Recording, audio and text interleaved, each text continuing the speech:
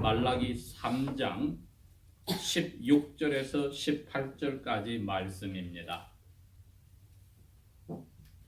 그때 주님을 두려워하는 자들이 서로 자주 말하며 주님께서 귀를 기울여 그것을 들었으며 주님을 두려워하는 자들과 그의 이름을 신뢰하고 생각하는 자들을 위하여 그의 앞에서 기념책에 기록하였느니라. 만군의 야훼가 말하노라.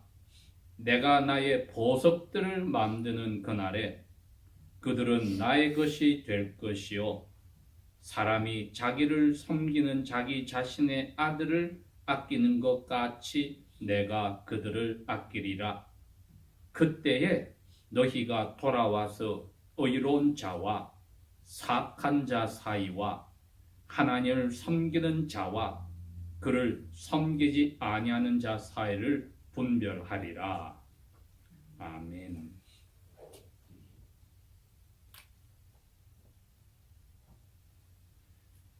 말라기서는 말라기 선지가 바벨론 포로에서 돌아와서 성전을 다시 지어서 야훼를 예배하는 포로 생활에서 그렇게 원하였던 야훼를 섬기는 자리로 돌아온 나라의 모습을 보여줍니다. 그런데 그 모습이 너무나도 이 선지자 말라기의 마음에 가슴 아픈 모습들이었습니다. 70년의 포로 생활에 돌아온 두 종류의 사람이 있었으니 한 종류는 나이가 아주 많이 드신 분들이라 포로로 잡혀가기 전에 솔로몬 왕이 세웠던 웅장한 그 성전을 생각하는 분들이 계셨고 70년이 지난 후에 돌아온 후손들 중에 젊은 사람들은 자기들의 힘으로 느헤미야와 에스라 총독의 격려 속에 아닥사스다 왕의 그 칙령에 의해서 도움을 받아서 지은 성전이 완성된 데 대해서 기쁨을 다 같이 누렸습니다. 그런데 참으로 안타깝게도 성전을 지어놓고 나서 이분들의 삶이 보니 하나님의 말씀은 말씀이고 자기의 생활은 말씀과 반대되는 삶을 살기 시작하였습니다.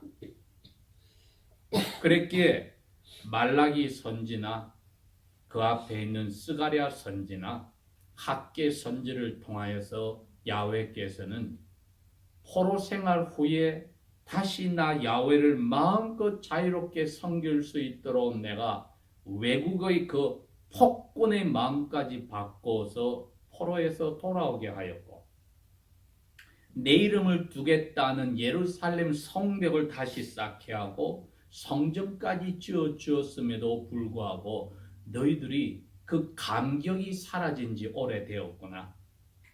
그리고 이제는 나 야훼를 예배하는 것을 지겨워하기 시작했구나.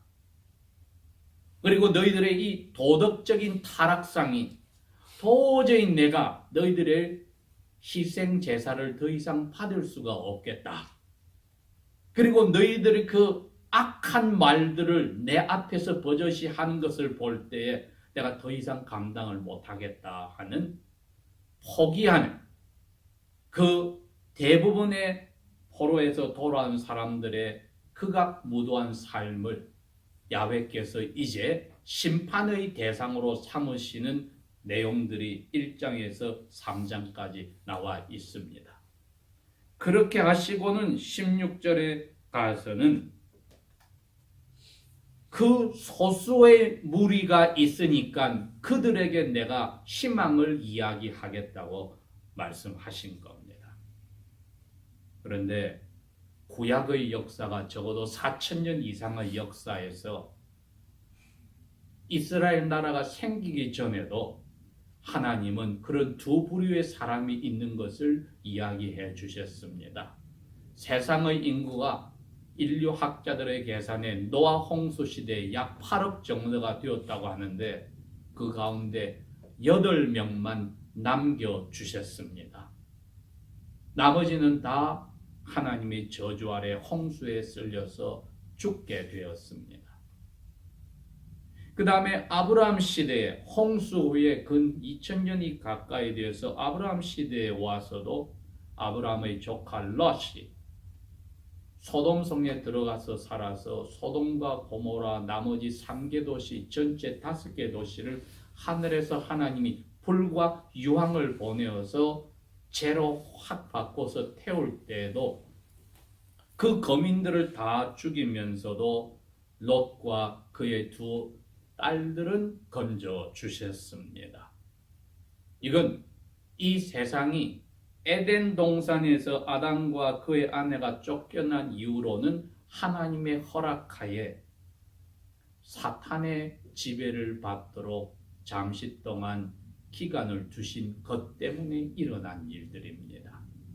그러니 하나님께 순종하기보다 사탄의 뜻을 자기의 타락한 본성과 맞춰서 살아나가는 사람들은 하나님은 가차없이 때때로 즉각적인 심판들을 해 오셨고 그 심판을 은혜 가운데서 피하였던 사람들을 소수의 무리를 남겨두셨습니다. 아브라함의 후손대 근 1000년이 지나서 아브왕 때에 외국 제사장이요 왕의 딸 공주를 아내로 맞았던 아합왕은 그 공주 이세벨 때문에 이스라엘 나라 전체를 바알과 아세라를 섬기는 우상 숭배 국가로 바꾸는 어마어마한 죄를 저질렀습니다.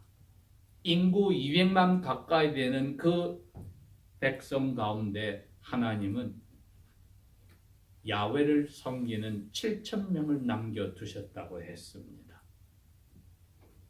그리고 오늘 이 말라기를 보니까 돌아왔던 약 5만 명 가까이 되는 포로에서 돌아온 사람들 가운데 오늘 3장 16절에 소수만이 야훼를 섬기는 그 태도가 바뀌지 않고 의롭고 야훼를 두려워하는 사람들이 남아있다고 했습니다.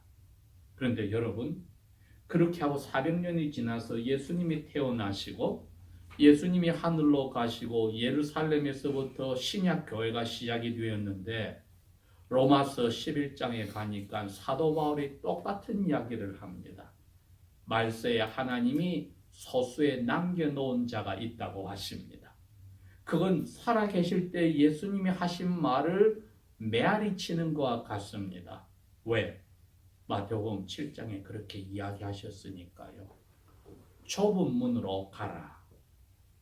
멸망으로 인도하는 문은 크고 넓어서 찾는 사람이 많으나 영생으로 인도하는 문은 좁고 길이 험하여서 찾는 자가 적다고 이야기를 하셔서 노아 홍수 때부터 시작해서 지금까지 근 5,000년이 지나는 동안도 변함없이 하나님은 하나님의 뜻을 따르는 소수를 은혜 가운데 남겨주셨다고 했습니다. 말라기 선지도 포로에서 돌아온 그분들의 타락을 신랄하게 야훼의 뜻을 자기 입으로 전해주면서도 그 가운데 위로를 받을 사람이 있다고 하시고 그 사람들을 지칭하여 오늘 16절에 말씀하시기를 야훼를 두려워하는 자들이 서로 자주 만나서 이야기한다. 그렇게 이야기했습니다. 그러니 여러분, 새해 2019년 1월 1일을 저희들이 맞으면서 생각합니다. 과연 야훼께서 나를 멸망하는 그리스도인의 무리에 두지 않고 야훼를 두려워하는 그리스도의 무리에 두었다면 이 또한 얼마나 큰 은혜일까? 나 스스로를 팽개쳤다면 내 방법으로 야훼를 섬기는 상상 속의 신을 내가 섬기고 살았을 텐데 무슨 은혜로 나를 기억하셔서 성령님이 내 마음에 야훼를 두려워할 대로 두려워하고 대부분의 사람들이 자기 입장으로 야훼를 선택사항인 것처럼 살게 할 때 나는 선택이 아니라 필수로서 순종해야 되는 결심을 하게 하고 조심하게 하실까? 이것도 여러분 은혜입니다. 인간 사회에서도 자녀들이 어릴 때 부모와의 관계에서 나이가 들어서 부모님을 위하고 부모님에게 달라 요구할 때를 넘어서서 부모님에게 신경을 쓰고 부모님의 원하시고 필요한 부분을 부모님이 차마 말을 못 꺼내더라도 헤아려서 하게 됐을 때 우리는 그 사람이 시근이 들었다, 철이 들었다고 합니다. 그건 하나님과 그의 자녀들 사이가 원래 그런 본질이 있기 때문에 인간 세상에도 그런 그림자와 같은 부모와 자녀 사이에 철이 든 시간이 있습니다. 오늘 야훼를 두려워하는 사람들이 철이 든 사람들입니다. 야훼 앞에 그냥 은혜만 받고 누려서 자기 원하는 대로 하나님의 은혜 속에 살다가 야훼를 두려워할 대로 두려워하는 올바른 자세를 가진 사람들은 혼자 있지 않더라는 겁니다. 이처럼 교회로 모여서 자주 이야기를 하더라는 겁니다. 그 이야기가 만날 때마다 시와 찬송으로 서로 화답하라는 에베소 교회에 쓰신 말씀과 같고, 쉬지 말고 기도하라는 기도 제목을 나누면서 공동으로 기도하는 내용도 있고, 감사를 하나님 앞에 다 올리는 아까 교동과 같은 감사가 있고, 이렇게 해서 하나님의 은혜를 맛보아서 믿음의 시근이 들어 철이 들기 시작하니까 자기 자신과 하나님밖에 모르던, 그리고 하나님이 자기를 위해서 존재한다고 생각하였던 그런 유치한 신앙에서 내가 이제 하나님께 어떻게 하고 살아야 할까를 생각하는 하나님을 하나님으로 두려워하는 믿음의 철이 든 사람들을 오늘 이야기하신 것입니다. 인간 사회에서도 그렇게 됐을 때 부모님은 자녀를 지금까지 10몇 년, 20몇 년 키운 보람을 가지게 되는데, 야훼께서 바로 그러한 마음을 자기를 두려워할 대로 두려워하는 그 몇만 명의 자손들 가운데 아주 소수가 그러한 시근이 든 믿음을 가진 것을 보았을 때 그들을 향한 애틋한 마음을 오늘 표현을 한 겁니다. 이게 2400년이 지난 오늘까지도 야훼께서 우리를 향하신 마음입니다. 그 마음을 예수님도 그렇게 표현하였습니다. 너희는 마음에 두려워하지 말라. 하나님을 믿으니 나를 믿어라. 내가 너희를 이 세상의 과들처럼 팽개쳐 두지 않겠다. 내가 아버지께로 가서 아버지와 내가 다시 와서 너희들 영혼 속에 집을 짓고 살겠다 하셔서 아버지를 아버지로 믿고 그 아들 하나님을 아버지를 본 것처럼 믿는 우리들에게 너는 이제야 철이 든 신앙을 가진 사람으로 야훼로 두려워하는 성숙한 자리로 나아가니 너희들이 그런 사람들끼리 여기 말씀하신 대로 자주 만나서 말할 때에 내가 흐뭇한 마음으로 너희들을 너무나 좋아하는 마음으로 귀를 기울여 듣겠다 했습니다. 우리 가운데 귀를 기울여 듣겠다고 했습니다. 무슨 말을 하는가 들어서 저주를 하시려는 게 아니라 너무나 야훼를 두려워하는 사람들의 모임 가운데 나온 찬송과 기도와 이야기들이 야훼의 마음을 허무하게 하시니까 내가 귀를 기울여서 너희들 말을 듣겠다고 하셨습니다.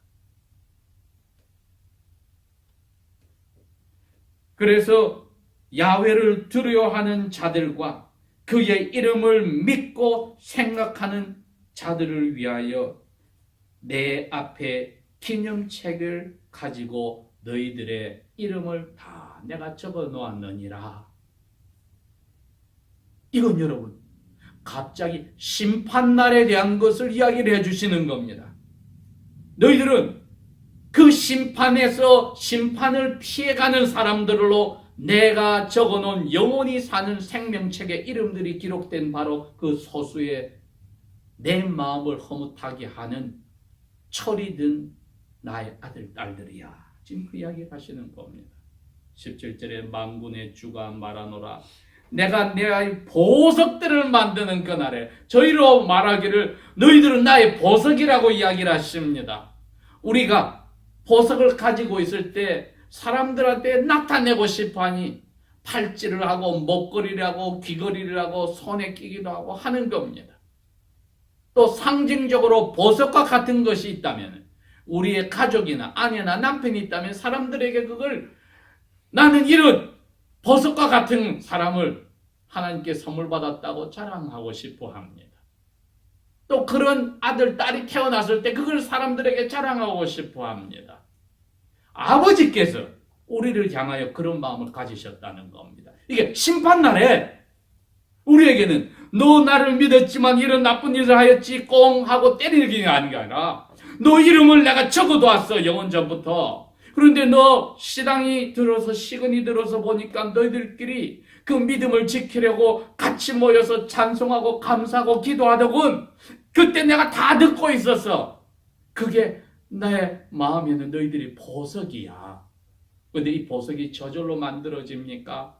뜨거운 열이 가하고 시련을 겪어서 깨끗하게 뽑아져 나오지 않습니까? 그것까지 야훼께서는 우리에게 삶에서 있을 것이라고 미리 주의를 주시는 것입니다.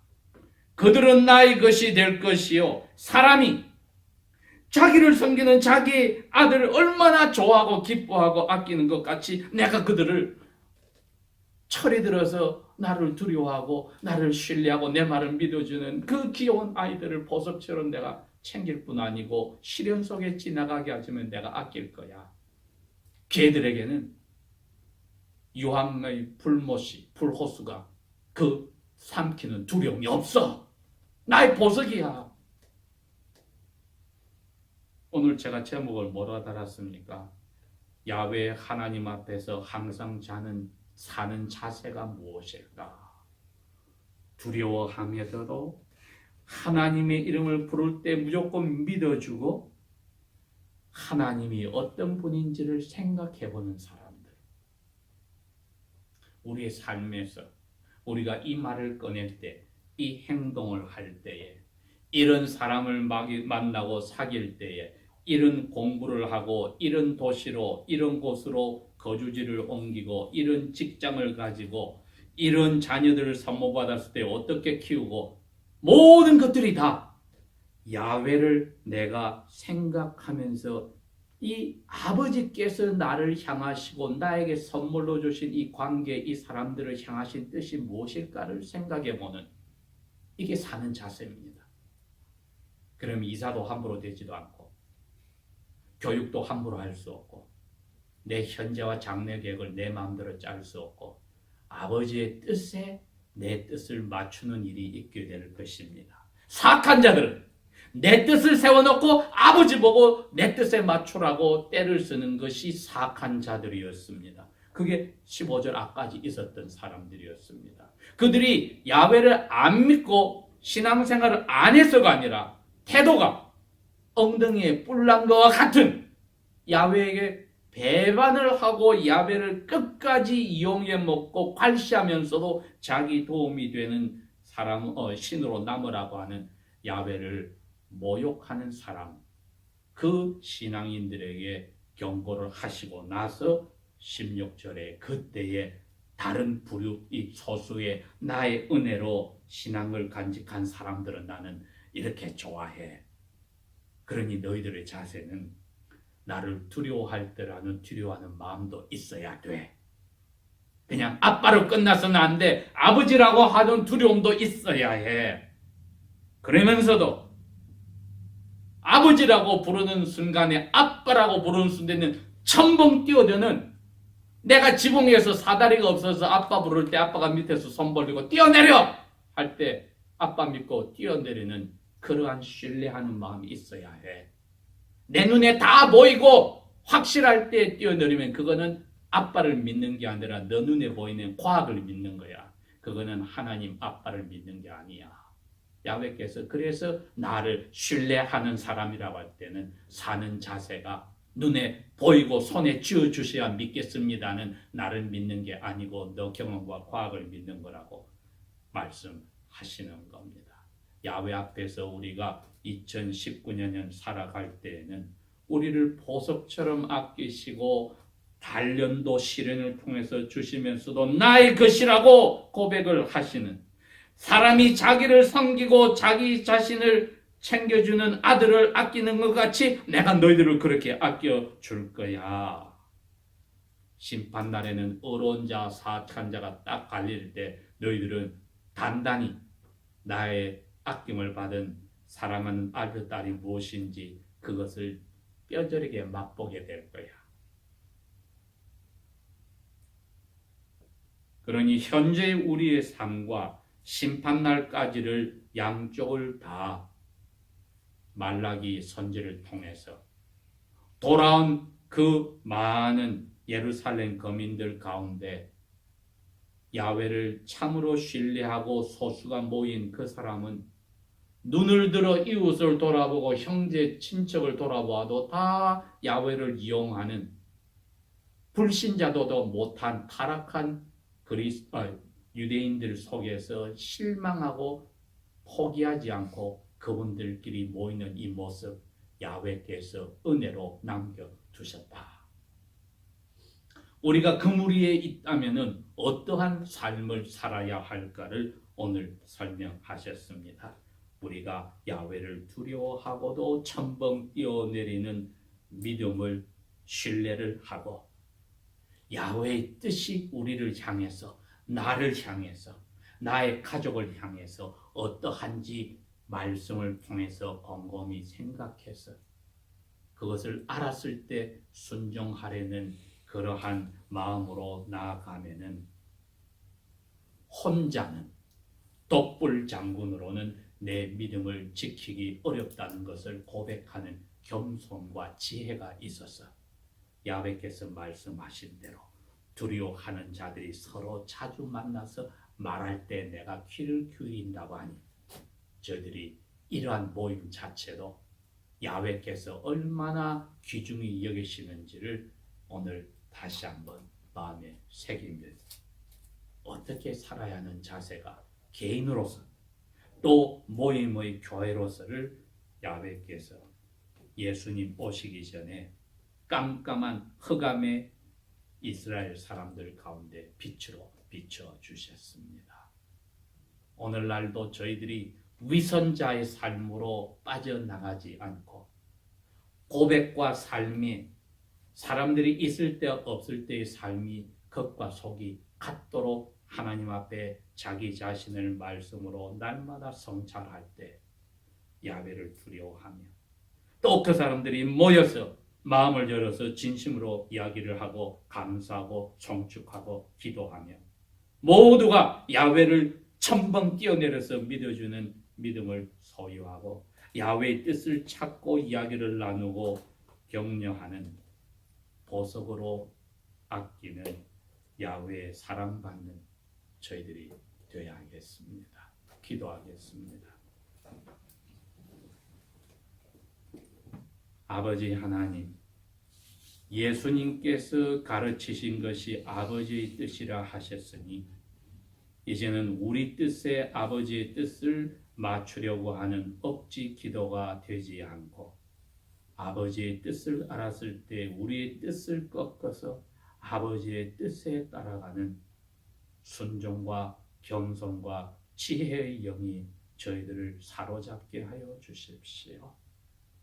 인간적으로 불가능한 일이라도 야훼를 첨벙 뛰어들어서 무조건 믿어버리는 그 믿음의 생활의 기쁨과 그로 인하여 마음에 오는 평화와 장차 닥칠 심판의 날이 두려움이 아니라 간절히 사모하고 사랑하는 자리로 나가도록 저희들을 지금부터 영원까지 이끌어 주십시오.